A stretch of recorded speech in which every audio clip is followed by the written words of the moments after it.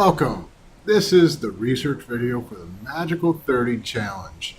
And funny enough, this is I, Andrea Vitamus, with some Photoshop magic, although some people might actually say that I do indeed look like this. So the Magical 30 Challenge was the original name of our fine challenges, 30 days, 30 minutes, where now it's Domagick Challenges, so it's DOMAGICK.com. Domagick Challenges, so this is me. This time around, I'm doing a little challenge with a little entity known as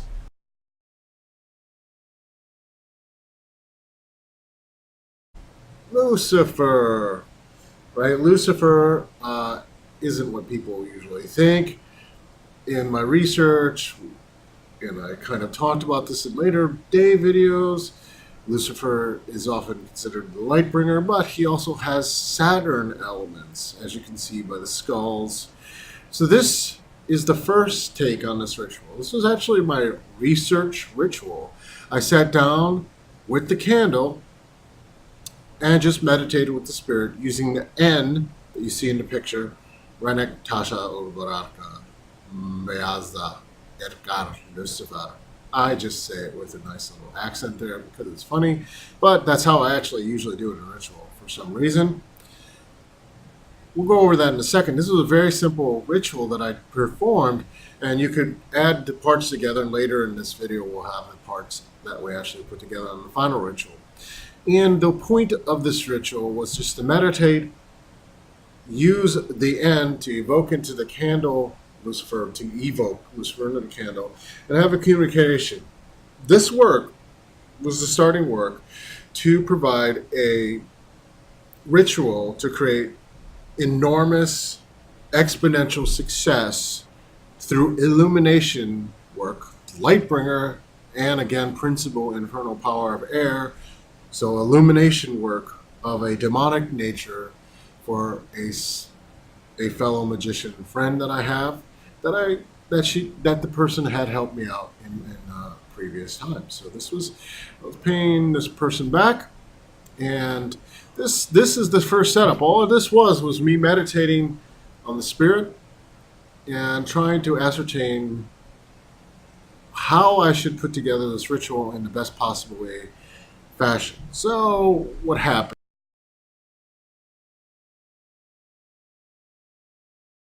is the final version of the ritual involved a lot of mirrors.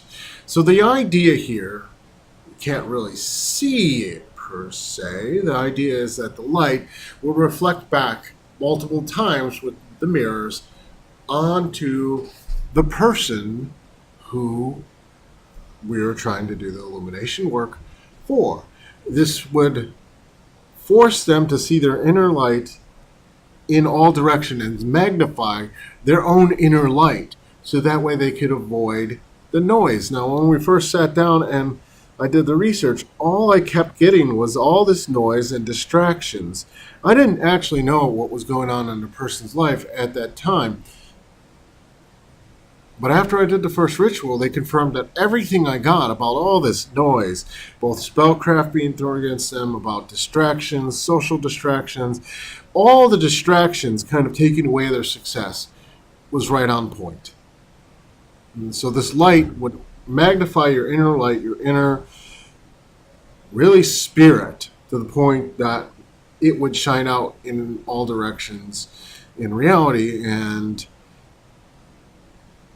provide you the light of spirit as opposed to the prison, as it were, since in my conception Lucifer is a very saturnal spirit, sort of at the crux of the world of forms. So Lucifer is beyond the world of forms, brings that spiritual light into the flesh, and by having this person's light shine outward, they do no longer have to accept the reality imposed upon them. They can now choose the reality they wish. And this was set up in a way that basically I would evoke Lucifer into the candle. Evoke. That's right. I'm calling Lucifer into the flame of the candle. And I would also use the second candle, which was a red candle, to push energy into the person I was doing the work for. And I would link the candles through visualization and have the Luciferian energy flow into the other person. So we can go a little further into this.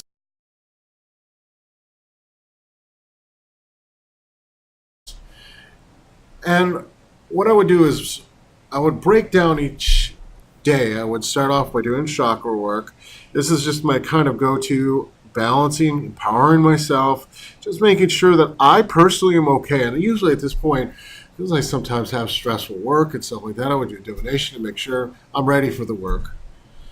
Then I would use the 4 elemental demonic powers, I would call them, and in particular, I tend to use Lucifer for air, Leviathan for water, Satan for fire, and Belial for earth. That isn't necessarily what everyone else uses, and I don't care. That's what I use, and I've been using it for years, and it just seems to work. And I call to my strongest demonic allies to actually hide the ritual work from prying eyes and remove any other obstacles to actually performing the work. After that, you can see that I can connect to the person. I'm actually just connecting to the person via the picture and using the flame to make a sympathetic link. This is just straight conjure work. And using the second red candle to boost their energy and add the energy to their system as the work's going on.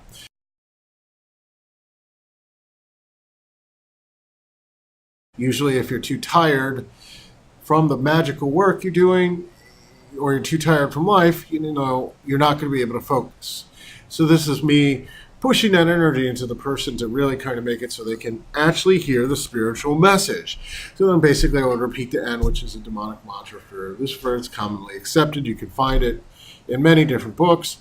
And I'd evoke Lucifer into the candle flame. I'll basically say how to do that in my fire magic book when it comes out. I provided the N right there. As the ritual's actually building, kind of see, what I actually saw was that there was a golden hidden path, the golden hidden path of success. I would then try to force through kind of an astral vision while I'm working on the altar, the person to be pushed along that golden path as far as I could and remove every single other noise, like static, noise, distraction, doesn't matter what it would look like. If it wasn't pitch black, I would remove it. So it was completely silent, so that basically I would see everything around the person would go completely black. And then I would try to see, feel, and hear actually the Luciferian energy spanning through the one candle, coming into their candle that I'm pushing energy, and I push all that Luciferian energy into each of their chakras in the picture, and inflame them until that, all I could see was them in the darkness as a light, a brilliant light, and until I felt like the whole room was filled with that person's brilliant light, I kept pushing the energy, light of Lucifer in there, so the light of their own spirit would become inflamed and be greater than the constraints of reality. Now, at that point, basically, I would push them as far down that golden path as I possibly could. Now, the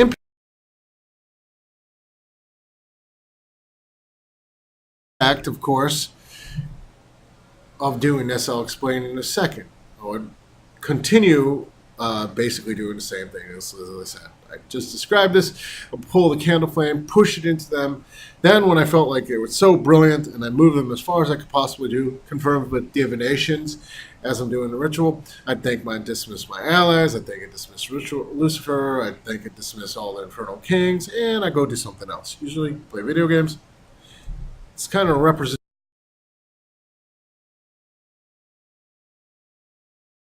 of this kind of golden path that you can't see is a hidden path underneath the mirror. So the person in the course of the ritual would physically, I would be moving that across the golden path of Lucifer. That would then inflame them to the right steps. This magic is supposed to be very powerful, not in the traditional sense. Like, it's illumination work and focus work, all these brilliant points of air that get underrated. If you know exactly what steps to cut out of your life and what steps to actually take forward, that's powerful magic. Now, granted, you're not going to just get multiple exponents of success from where you are unless you start making different choices. And you have to make different correct choices, not just luck, correct choices. Now, there was a lot of results that I heard right away, even from the premeditation work, before I even started doing this ritual, the setup for the ritual, that even just tapping in and meditating with the person, about the person and Lucifer, created some improvements in focus. That was just in my research phase, and before I was starting to do any of the work. The idea, again, is if a person can know the hidden path, not consciously, subconsciously, automatically taking the right steps for the greatest amount of success, it's getting past this whole desire of results. It's getting past a lot of the issues. It's getting past your conscious worries, because it's all subconscious automated steps that you're taking. Now, of course, I had full permission to do this ritual with the person involved, so it's not completely like they had no idea of what I was doing. So, to recap, again, the light reflecting back to them is the Luciferian light reflecting their spirit back to them. So that way all the noise basically drips away. And all that's left is you.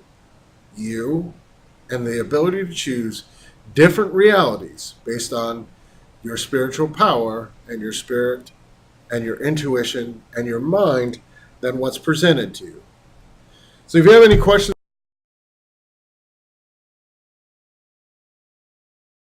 about this ritual, or you'd like me to do one for yourself, at DreAvenomous.com, just go to my shopping cart. We can make it happen. This is the Domagick Challenge. This is the research phase of my Domagick Challenge. You can check out the playlist on my YouTube channel, Andrea Venomous, and see that there's a whole bunch of actual work days for this ritual already being done.